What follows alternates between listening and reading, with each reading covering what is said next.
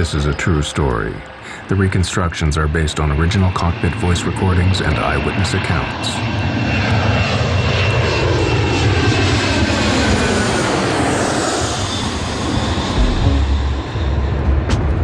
Modern airliners are among the most complex and reliable machines in common use, but occasionally, delays in fixing a known problem have led to catastrophe. This is the story of one of the most terrifying and tragically avoidable accidents in recent history. It shows what happens when a 747 suffers a devastating explosion at high altitude, and how the crew struggled with an unprecedented crisis. It is also a powerful personal story of grief and a relentless investigation to uncover the full, disturbing truth. Lee can't have died for nothing. You know, you've got to find out why he died, and you've just got to make sure that it never happens again. And it reveals how other, known problems in aircraft design have continued to go uncorrected, causing further avoidable accidents. So would I be surprised if it happened again? I would be surprised if it didn't happen again. It is a matter of time.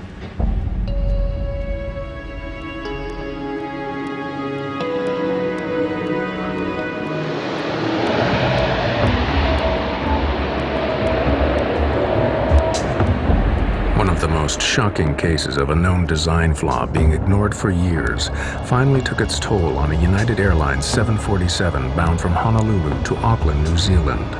As Flight 811 prepared for takeoff, no one on board thought there could be a serious weakness in the aircraft. But the crew were concerned by another recent tragedy. We were in the aftermath of Lockerbie, and I had instructed the crew to be particularly aware because it was a through flight from Los Angeles going through to New Zealand. So in my pre-flight briefing, I had asked them to make sure that they checked any baggage that looked suspicious or anything, because we wanted to be extra cautious. Flight 811 was heavily loaded, 337 passengers, crowded cargo holds, and a full fuel load. The doors closed on time, and the plane left the gate just before 2 o'clock in the morning for a routine 8-hour flight.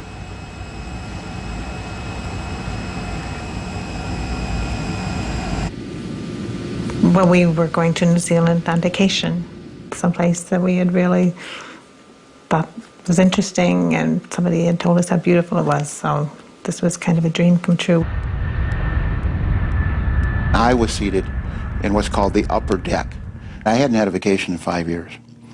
And I took all my Mileage Plus points from United Airlines, and I purchased a business class ticket to Auckland, New Zealand, and Sydney, Australia. And I was going to finally make that dream vacation I'd always wanted, to get to Australia and lay on a beach somewhere and forget about airplanes, forget about accidents, and get this out of my mind for a while.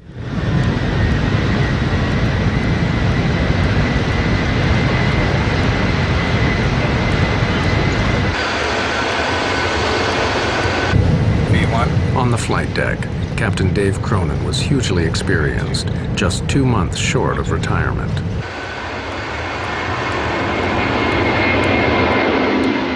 I flew almost 35 years with United.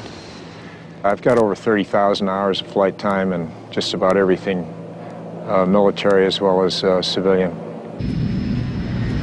My co-pilot, or first officer, was Al Slater. And I've known Al at that time for probably 20 years. And the second officer, Mark Thomas, was the first time I had flown with him. But we got along real well. Tell him we can handle 33 if it's available. Okay. The pilots wanted to climb to 33,000 feet above the Pacific Ocean to avoid turbulence from bad weather. Looks like 196, put us direct. We did notice that there were thunderstorms 100 miles south, right on course, which was rather unusual for that time of night. So I left the seatbelt sign on. Captain Cronin's decision to keep people fastened in their seats would save the lives of many. We were still climbing out, and the seatbelt sign was still on, and just basically getting ready to serve beverages and then to tuck everyone in for the evening because it was going to be a long flight down to New Zealand.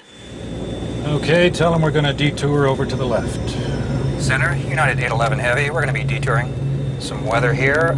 It'll be to the left, of course. 100 miles from Honolulu, as Flight 811 climbed through 23,000 feet, a major malfunction was about to occur. There was now a huge air pressure difference between the inside and outside of the aircraft. Suddenly, passengers sitting just above and behind the cargo door heard a noise. Then there was kind of a grinding noise.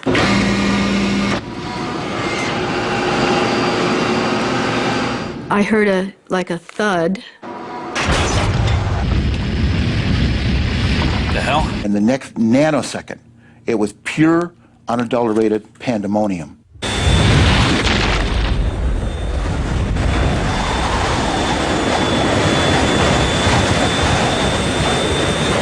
We lost number 3. Going down.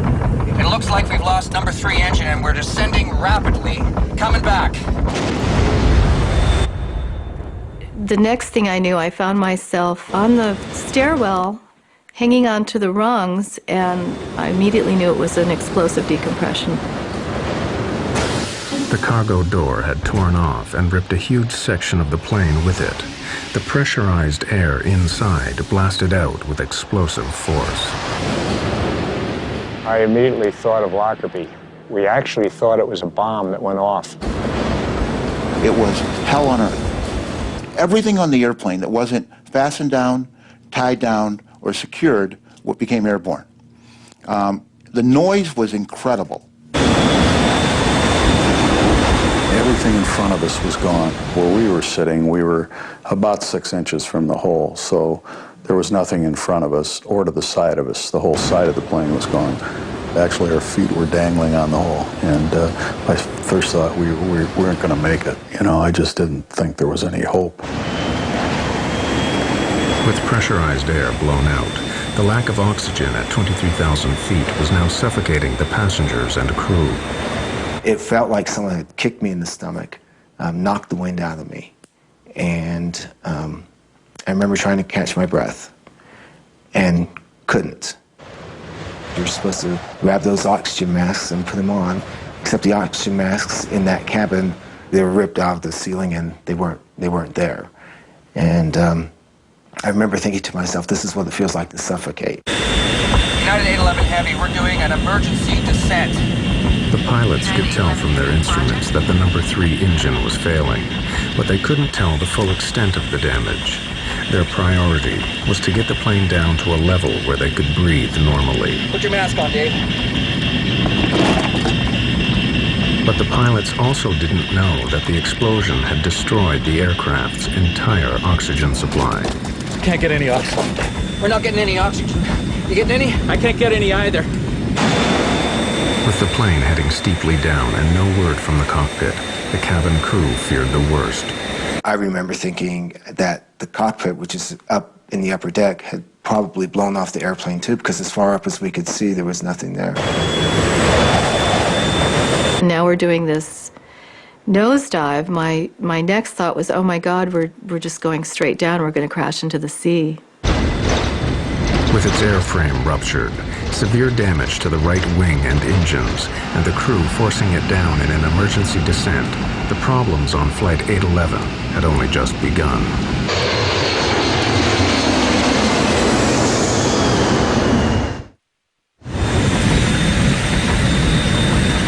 Two minutes after the explosive decompression, Flight 811 was passing rapidly through 15,000 feet to reach breathable air.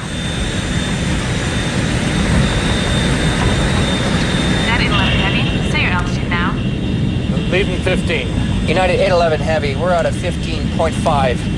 United 11, roger. I think we blew a door or something. Tell a flight attendant to get prepared for an evacuation.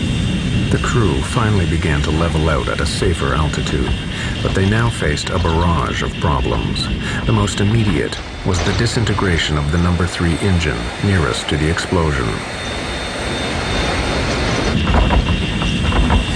We don't have any fire indications? I don't have anything. Okay, we lost number 3. Let's shut it down. There's no N1. Yeah, okay. Ready for number 3 shutdown checklist. Number 3. Before you shut down number 3, the generator went off. Looks all right to try it now.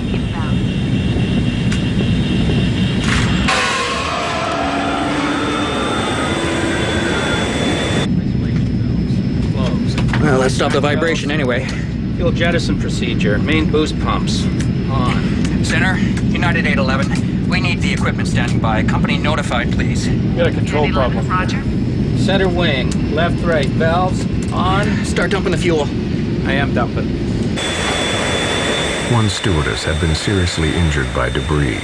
As Laura Brettlinger helped her, the full gravity of their situation suddenly became clear. As I'm holding her in my arms, I looked up, and as I looked up, that was the first time I saw this tremendous hole on the side of the aircraft that was just a void, and seats were missing, and I immediately knew that we had lost passengers. 5 rows of seats had been blown out in the decompression, killing 9 passengers.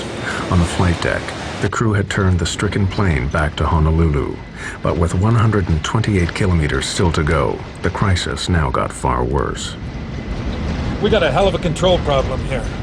I got almost full rudder on this thing. Are you dumping as fast as you can? I'm dumping everything. We got a problem with number 4 engine? Yeah. Debris from the explosion had also damaged the number 4 engine. If it failed completely, the implications were severe. If you're on 2 engines and you weigh 700,000 pounds, that is a big deal. Simply because with that kind of weight, 2 engines are not going to keep you in the air. You're going to come down.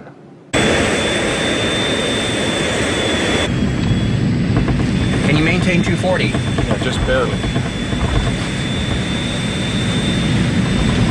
We're losing altitude. I know it. Center, United 811 Heavy. Do you have a fix on us? Affirmative, sir. I have you on radar. Okay, we've lost engine number 3, and we don't have full power on engine number 4. We can't hold altitude right now. We're dumping fuel, so... United 811 Heavy, roger. I show you 60 miles south of Honolulu at this time. Roger. I haven't talked to anybody yet. I can't get to them. You want me to go downstairs and take a look? Yeah, let's see what's happening down there. I think we lost a compressor, but... Can't hold altitude. Yeah, I told him that we're Put gonna... some max on there. I got takeoff power on this thing. Whatever you need, Captain. Although the number 4 engine was failing, the pilots pushed it, along with the remaining engines, to full power, a setting they should not be run at for more than 2 minutes. But the nearest land was 15 minutes away. I look out the window on the right-hand side, and I see flames, big flames. And I know what flames in the engine means. It's not good. The pilots were unaware that number 4 engine was now on fire. You got 250 knots now. That's good. 7,000. Yeah, we're getting more rumble. Watch your heading. Watch your heading. You want to go direct Honolulu. Okay, I'm going to go downstairs and see what the hell is going on. Yeah. Go ahead and run down and see what's happening. I saw the flight engineer descend down the stairwell. And when I saw him, my relief was, oh my God, they're alive. And there was a huge sense of relief for me. He saw the hole, turned as white as a sheet, and I screamed to him, dear God, please get us down. We've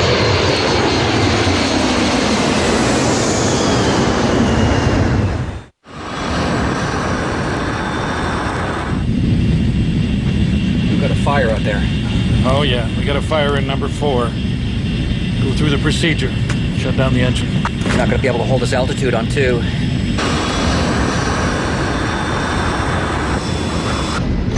We got a fire on the right side. We're on 2 engines now. The whole right side, it's just gone from about the one right back to it's just open. You're just looking outside. What do you mean? It looks like a bomb. Fuselage? Yeah, the fuselage, it's just open. Okay, it looks like we got a bomb that went off on the right side. The whole right side is gone. Yeah, from about the one right back to, Anybody? Some people are probably gone. I don't know. I knew that we had lost people. I didn't know how many. In fact, I didn't know until the next day how many were lost. But, you know, it's a terrible thing when you're a captain of an airplane and you lose passengers.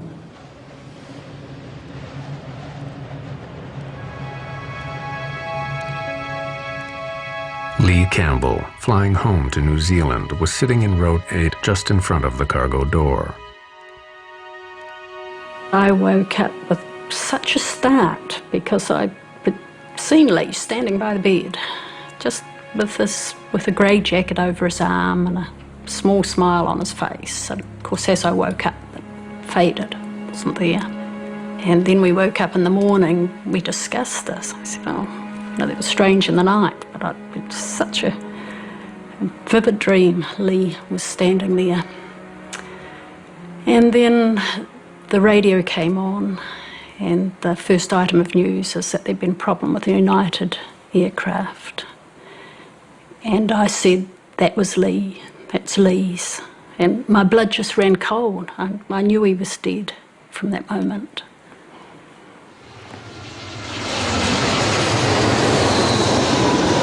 Center, do you read? We evidently had a bomb or something. A big section of the right side of the airplane is missing. 9811 Heavy, roger. I wouldn't go any faster than I had to because that hole, I mean, I wouldn't get it over 250 knots because that's a big... Okay, what's our stall speed? I wouldn't go below 240. Yeah. I don't know if we're going to make this. We didn't know that we were going to make it back. So we were actually preparing to ditch that airplane at night in the Pacific Ocean, which has never been done before. In the cabin, the crew prepared for the worst. My training kicked in and got up from my jump seat and started instructing the crew. We have to prepare the cabin. We have to, prepare for a ditching, which I thought was inevitable. You're running around getting life vests on, and I do remember thinking, I'm not sure this is going to matter, because when we hit the water, I just imagine the plane's going to split apart. I knew that if we hit the water, it'd be tantamount to hitting the ground, and there would be very few, if any, survivors. So my mind went to the things that meant something to me, and at that point in my life, it was my son. Believing they were going to die, one passenger took these photographs in the hope they'd be found in the wreckage and give clues to the cause of the crash. For 15 minutes, the plane steadily lost altitude. Then at 4,000 feet, the first glimmer of hope. After an imponderable time, I remember one of the passengers began to point out one of the windows on the right side. And everybody looked. And we looked through this little window from wherever we were, and we could see a point of light, and another point of light, and another point. And pretty soon, you could make out a coastline. Okay, I got lights over here. Okay. Okay, we're at 4. We're 21 miles out. We're in good shape. But the danger was far from over. At Honolulu Airport, an emergency was declared. All other aircraft were diverted, and the rescue services prepared for the crash landing of a fully loaded airliner. Hey, you want to give me some speeds? Yeah, 150 is going to be your 2-engine. Use a 160. Souls on board if you have it. Okay, souls on board. 160 is the minimum. Stand by, United 811 Heavy. I don't know how many's on board. 200 and, I don't have the paperwork in front of me here. We're too busy right now. 200 and something. 6 minutes from the airport, the crew now had to slow down the overweight plane for landing. But the effect of this was unknown. What's going to happen when I start coming out with flaps and landing gear? We're either going to land on the airport, in the water, or downtown Honolulu. Okay, we'll try 10. Okay, inboards are coming to 10. How do the controls feel? All right so far. But the flaps were damaged and could not fully extend. This meant that Flight 811 would have to land dangerously fast. United 811 Heavy, do you have the airport in sight? It's over here to the right, Captain. Okay. Okay, we have the airport. United 811 Heavy. 811 is clear to land 8 left. Equipment standing by. Wind 05012. Clear to land. 8 left, United 811 Heavy. As the unstable 747 lined up for landing, the pilots knew they would only have one chance. But even if they got it on the runway, the nagging question remained. Would the stress of impact cause the damaged and overweight aircraft to disintegrate?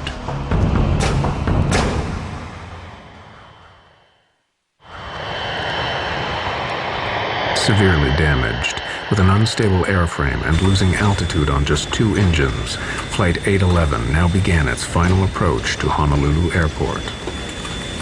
2-engine approach. 2-engine approach. We still had no idea how far off the ground we were, if we were going to make it to Honolulu or not. But that seemed like an appropriate time. If we were somewhere around land, that we're probably going to try and land somewhere to get the passengers in their brace positions. So that's when we started yelling for them to get down in the brace positions.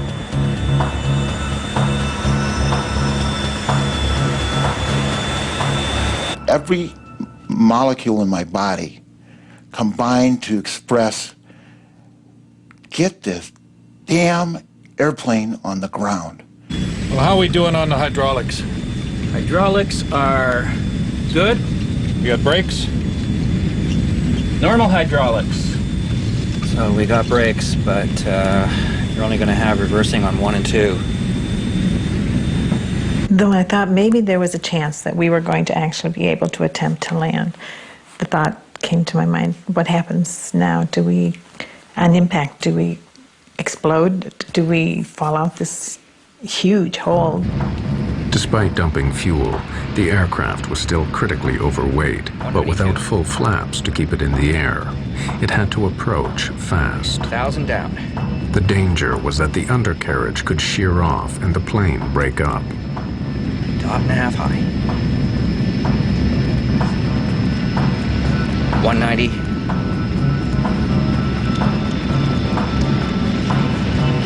185. A little slow, Dave. It's below what we want.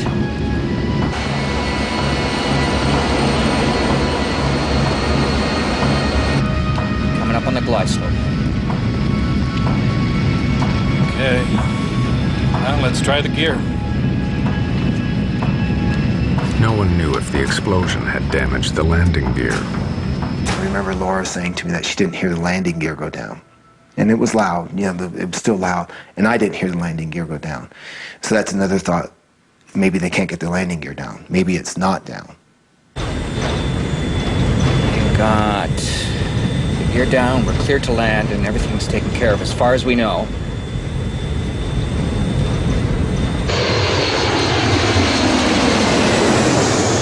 $200. 195. Half a dot high. Looking good. 192. 195. Coming off in the power. 100 feet.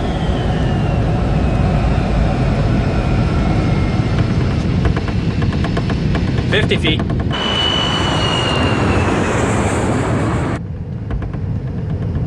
Center the trim. 30. 10.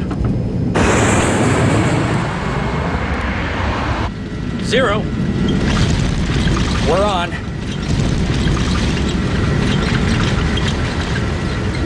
Gear's holding. We landed. It felt fast. And that was my next concern, is that we weren't going to stop at the end of the runway, that we were just going to keep going.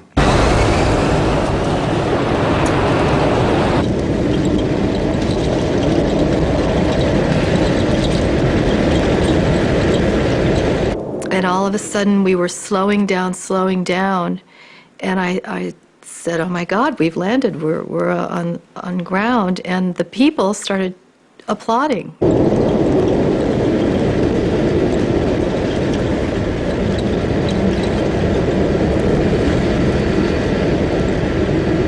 Probably the best landing I've ever made.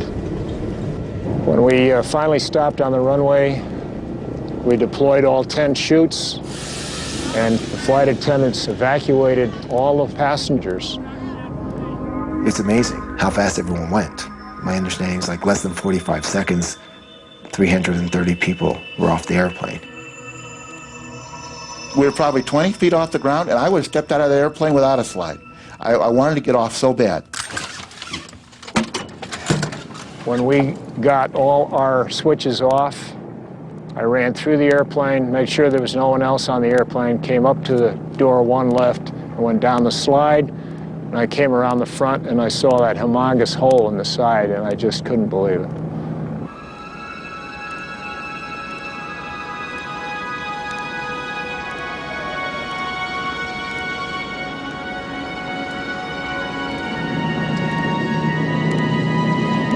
By the grace of God, we made it, and it was an awesome experience. I would never want to go through that again. It was crazy, it was wild, it was scary, all at the same time.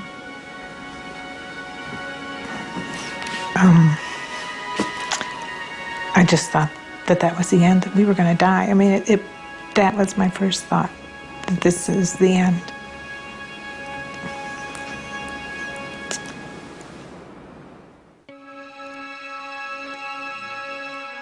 But for the families of the 9 people who were killed, the ordeal was just beginning. Kevin and Susan Campbell's son, Lee, had been flying home.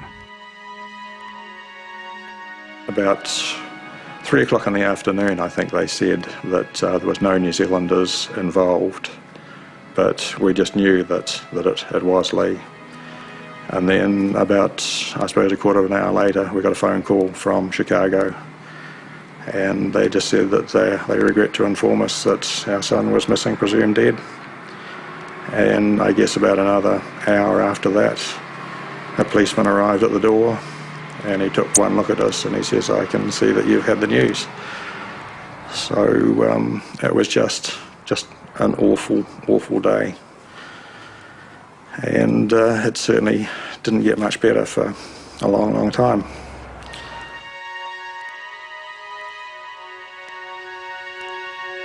Although Lee's body had not been recovered, the Campbells flew straight to the wrecked aircraft in Honolulu. Your initial feeling is that you want to be as close to the spot where your relative died, and that was the aircraft. So we had to immediately go in and see the aircraft. The damage inside was horrific, just a total mess. And the hole in the side of the aircraft was much bigger than I had thought it would be, even though we had seen television newsreel reports. And it was so sad to get in and actually see where Lee's seat had been. The legs of the seat were still there. There was a good bit of fuselage beside him, and still a window. But the Campbells' desire to find the cause of Lee's death inevitably brought them face to face with the dreadful details. They took us to the medical examiner's office as well, because they had found body parts and that sort of thing. So they didn't actually show us the body parts, but they showed us bits and pieces that they had recovered from the engines, and we got the medical examiner's report on what they had recovered. So, you know, we really would have preferred that it was Lee that went through the engine, because it would have been an immediate death, whereas it was a 4-minute fall down to the ocean, and we know that the people could have been alive as they were falling. And when you think about that, that's just horrific. As it became clear that their son's body would never be found, the Campbells' need to find the cause of the accident that killed him grew stronger. Lee can't have died for nothing. You know, you've got to find out why he died, and you've just got to make sure that it never happens again. The Campbells embarked on a relentless personal investigation that would last nearly 2 years. But the loss of their son meant they would stop at nothing to uncover the truth.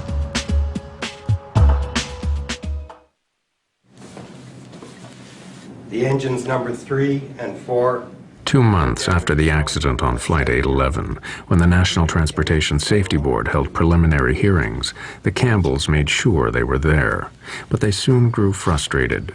The NTSB would not complete its report for months, so the Campbells took matters into their own hands. This accident was the sudden opening. We certainly weren't going to leave it to the NTSB to come up with the findings. We were going to follow through. And when the hearings ended, they had said that we could take whatever we wanted off the press table. And Susan walked up to the top table and yelled out, "There's a really good setup here." So grabbed a box and loaded in all of the documents that we could find up there. Kevin's the most honest of people I know, but here he was taking something that we hadn't specifically been told we could take. And we're heading out the door just as the NTSB were arriving back in with the trolley to pick up all their documents. So we were out the door and into a taxi and gone.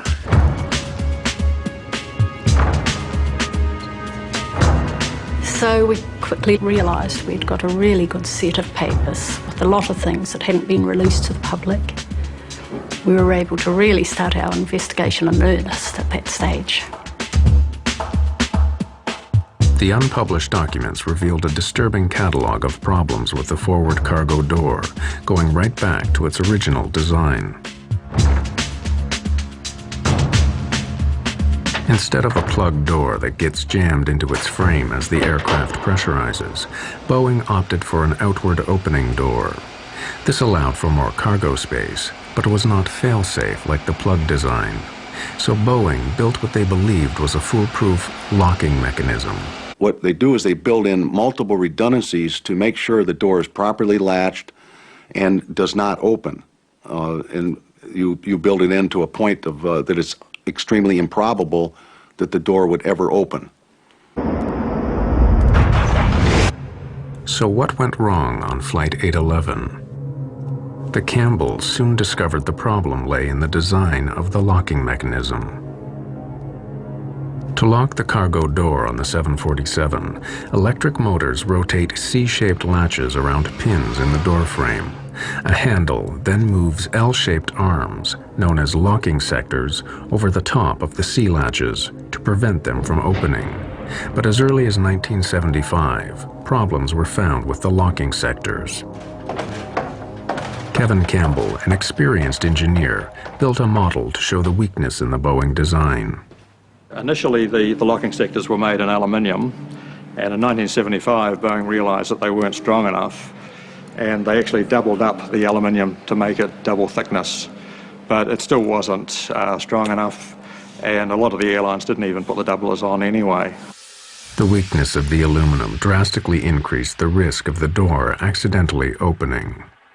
With the aluminium locking sectors, if the C-locks tried to backwind, open electrically, it would just push the locking sector out of the way. It just simply wasn't up to the job that it was designed for. For 20 years before the catastrophe on Flight 811, 747s had been flying with this crucial weakness.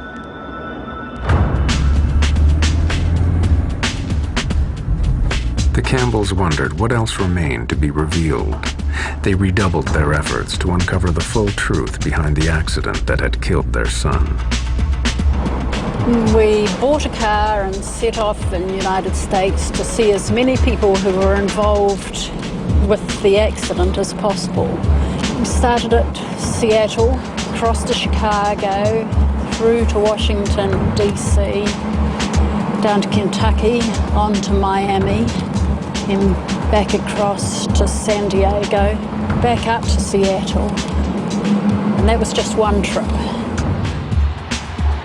The Campbells soon found that a shockingly similar incident to Flight 811 had given clear warnings of the danger in the cargo door.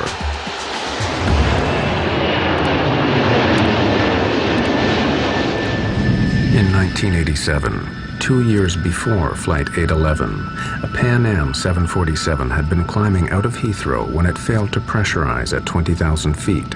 The pilots had to turn back. When they got back to Heathrow, they found that the door was hanging open 1.5 inches at the bottom, and all of the locks were open. When it got to the maintenance base, they found that all of the locking sectors were either bent or broken. Why had the sea latches turned and bent back the locking sectors? Boeing claimed that ground crew must have mishandled the mechanism.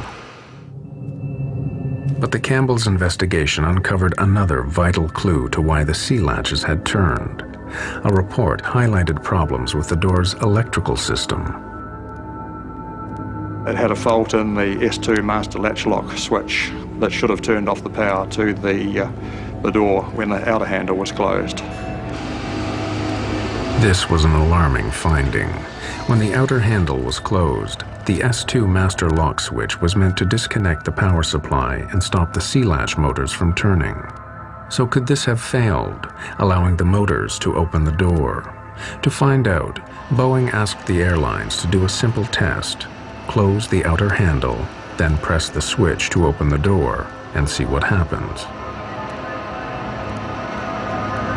When they hit the switch, it actually worked. Boeing thought, this is not going to work, but it actually worked. There was power to the door locks with the outer handle closed, and the lock started to move, and it started to force the locking sectors out of the way. And a few days later, the airline started ringing in and saying it was damaging their planes.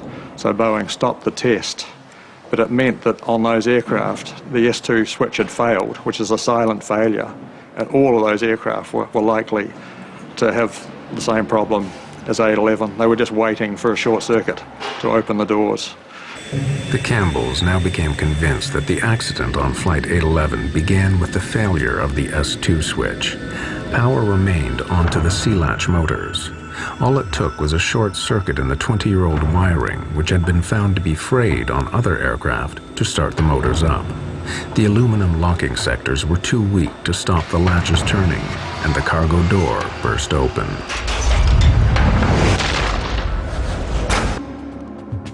The National Transportation Safety Board determines that the After a year of investigation, the NTSB had a different version of the events. The Campbells were in for a shock.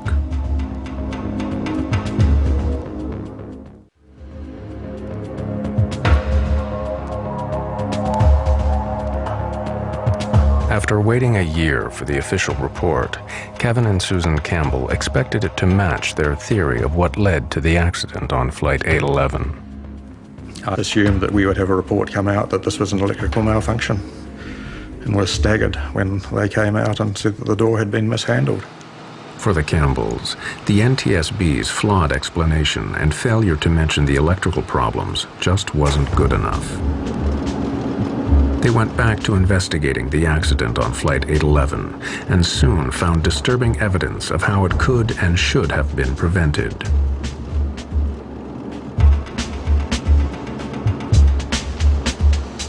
After the Pan Am incident in 1987, it turned out that Boeing had issued a directive to the airlines on how to correct the weak aluminum locking sectors. The airworthiness directive that came out was to replace the aluminum sectors with steel sectors that could not be bent. And there were some some interim requirements for inspections to be performed until what they call terminating action, the steel sectors were installed. The fix was cheap and simple, but getting it done was not. The actual cost of the modification, changing these locking sectors to steel, was $2,000 per aircraft. But it took 10 hours to do it, and that's where the money was. Taking the aircraft out of service for 10 hours, that's millions of dollars. The Campbells discovered that back in 1988, the FAA, whose role it is to enforce improvements, had given the airlines 18 months to comply. Within a year, Lee Campbell and 8 others would die in an avoidable accident. So why weren't the airlines forced to fix the problem sooner? If these airplanes, these large commercial airplanes, are grounded, it's an economic disaster. So what they do is they lobby in the regulatory agency in the United States, it's the FAA, to allow them to do the fixes over time when the airplanes are in for normal maintenance. And that way, they're not taken out of service. But when they do that, when they allow the airlines, the air carriers, and the manufacturers to fix these over time, in essence what the FAA is doing is they're gambling with the lives of the passengers and the crew that are flying the airplanes during the time they're not fixed. After the deaths on Flight 811, the FAA instantly shortened the deadline for fixing the cargo door from 18 months to just 30 days. The pressure of the Campbell's campaign eventually began to pay off. The vital piece of evidence that could prove them right, the cargo door, still lay 2 miles down in the Pacific Ocean. But as articles appeared in the American press, the NTSB commissioned the U.S. Navy to search for it. 100 miles south of Honolulu, a deep submersible began to trawl the seabed. We went to Honolulu and waited there while they had their attempts. And they finally recovered the door from 14,000 feet of water, which was the deepest recovery ever at that time. And we were phoned within an hour of it coming out of the water. But before the Campbells could see it, the door was swiftly removed to Boeing's plant in Seattle. The Campbells went in hot pursuit. We went over to Boeing and they wouldn't show it to us. So they reckon that the crucial pieces had gone to the NTSB. So again, we got in the car and drove across to Washington, D.C. We arrived at Ron Schleid's office, and Ron looks at his watch and he says, "I can give you 5 minutes." So about 3 hours later, we had the pieces that they recovered in our hand, and they acknowledged that we're definitely correct. It was an electrical malfunction. Finally, the NTSB publicly issued a revised report that concurred with the Campbells' version. There was an inadvertent failure of either the switch or the wiring that caused an uncommanded opening of the door. It's nice that other people know that you're right and had been all along, and that the support that they had given you was vindicated. The Campbells spent thousands of dollars of their own money on their campaign. They were never interested in a financial settlement for Lee's death, but they did persuade United and Boeing to set up a university scholarship in his name. I couldn't have lived with myself if we had done no investigating ourselves. It was just something we both felt we needed to do. We didn't even discuss it. We just knew that's what we would do. Yeah. But despite long and public campaigns like that of the Campbells, critics fear that the airline industry has not learned the lessons from Flight 811. The regulatory agencies, they have a dual charge. One is to encourage aviation, and another is aviation safety. And when they get in a position where you have economics up against air safety, they tend to err on the side of economics rather than safety. Serious accidents caused by known defects have continued to occur.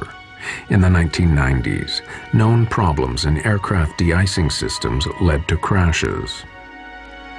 At least 3 planes have had fatal fires due to known dangers from flammable insulation material. In 1998, a fully laden 747 blew itself up over the Atlantic when known faults in the old wiring ignited known hazards in the fuel tanks. Inevitably, experts are skeptical about the industry's record of balancing profit against prevention. And what the industry says, to go in and replace this wiring would ground all these airplanes, would be astronomically expensive. One airplane every 10 years, one airplane every 5 years, 200-300 people, cost of doing business. Cost of doing business. And that's a great economic analysis, and unless your mother or your child is on board one of these airplanes that happens to pay the price for their economic satisfaction.